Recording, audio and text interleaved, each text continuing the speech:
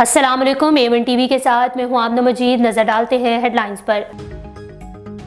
Supreme court ने पंजाब इंतखाबात पर नज़रसानी की दरख्वास्त पर समाअत मुलतवी कर दी। अटॉर्नी जनरल ने 3 रुकनी बेंच पर एतराज़ उठा दिया।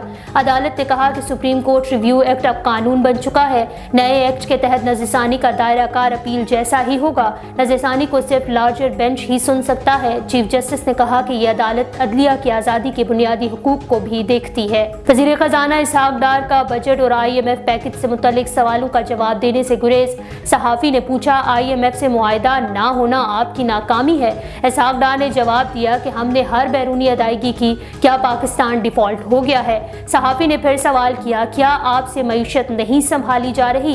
इसहाक डार बोले, आपने जो फैसला करना है कर लें, मैं बाद में देख लूँगा। कराची के इलाके साइट एरिया में खौफनाक आतिशज़द की प्लास्टिक की फैक्ट्री में आग लगने से इमारत की बालाई मंजिल को शदीद नुकसान पहुँचा। 8 फायर टेंडर्स ने आग पर काबू पा लिया। कूलिंग का अमल जारी।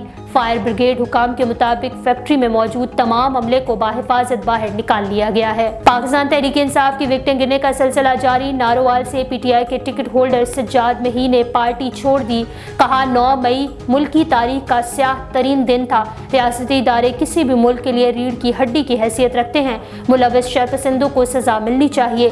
रहनुमा तहरीक इंसाफ कनीज़ फातिमा का भी सियासत से दस्तबरदारी का ऐलान। मजीद रहनुमाओं का भी आज पार्टी से अलहदगी का इम्कान है। पाकिस्तान तहरीक इंसाफ की रहनुमा खतीजा शाह की जेल में तबीयत नासाजी का मामला। ATC लाहौर ने खतीजा शाह के मेडिकल और मुलाकात से मुतालिक दरख्वास्तों पर फैसला महफूज कर लिया। वकील ने कहा कि खतीजा शाह की खराबी सेहत की खबरों से अहले खाना परेशान है, मुलाकात की इजाज़त दी जाए। हुकूमत की 2 रुकनी टीम आज कोट लखपत जेल जाएगी। सिंध हाई कोर्ट ने MPO के तहत नजरेबंद PTI कारकुनों को रिहा करने का हुक्म दिया है। A1 टीवी से फिल वक्त इतना ही। मजीद खबरों और अपडेट्स के लिए देखते रहिए A1 टीवी। A1 टीवी, सब पे नजर, अंदर की खबर।